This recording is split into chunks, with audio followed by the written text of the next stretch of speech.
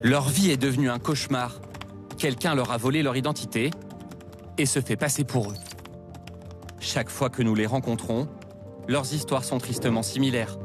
Ils sont endettés. Il y a des centaines de courriers qui arrivent tous les jours, des amendes de cette vitesse. Perdent parfois leur travail, leur permis, ou sont accusés de crimes qu'ils n'ont pas commis. Il y avait des véhicules qui avaient servi à faire ces braquages immatriculés à mon nom. Prouver leur innocence peut prendre des mois, voire des années. À Paris, cette avocate croule sous les dossiers d'usurpation d'identité. Aujourd'hui, elle reçoit François, 34 ans, cadre dans une grande entreprise. Il préfère rester anonyme. Lui reçoit régulièrement des demandes de remboursement pour des crédits à la consommation auxquels il n'a jamais souscrit. D'abord 8 000 €, puis 3 000. Et dernière surprise en date. Un achat de véhicule à mon nom. Le prix du véhicule est de 17 700 €. Il doit maintenant une somme conséquente.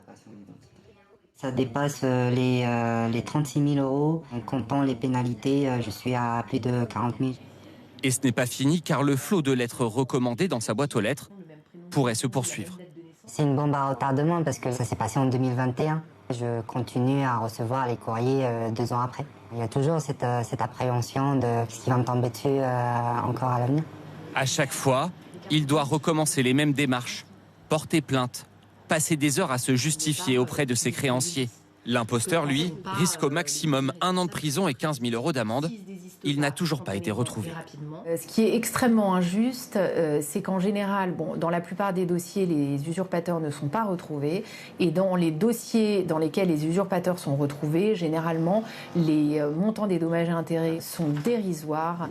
Pour convaincre les organismes de crédit de lui prêter de l'argent, l'usurpateur n'a eu qu'à se faire fabriquer cette fausse carte d'identité, avec le même nom, la même date de naissance, mais pas la même photo.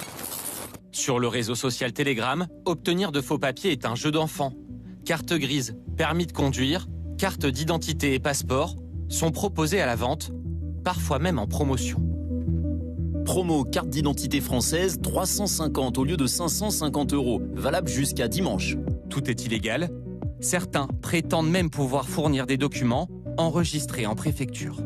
Permis de conduire enregistré, 1 500 €. Aucun problème, quel que soit le niveau de contrôle. Pour rendre ces faux plus crédibles et les vendre plus cher, les faussaires utilisent les informations volées à des personnes bien réelles.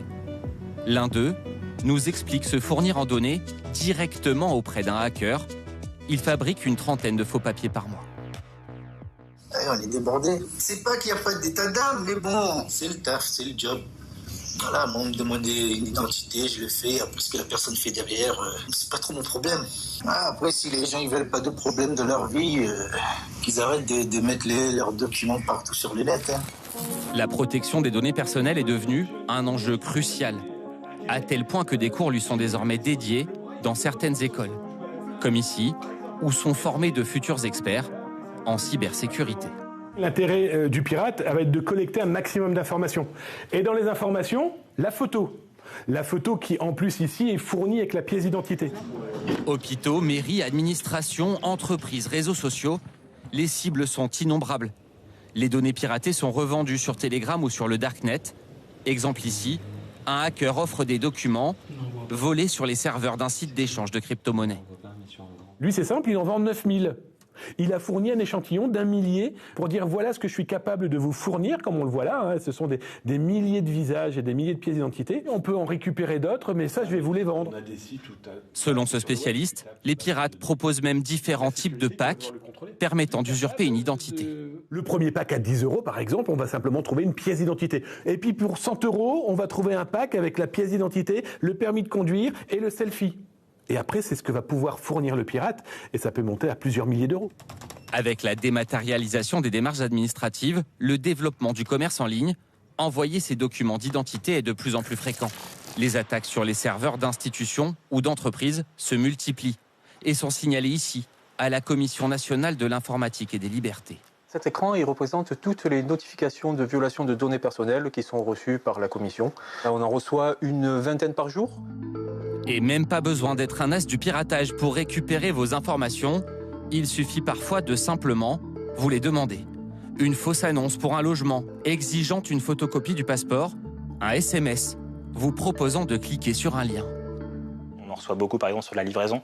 On va dire vous attendez un colis, on va cliquer, on va avoir une page qui ressemble un peu à une page de colis et là on va donner des éléments d'identité.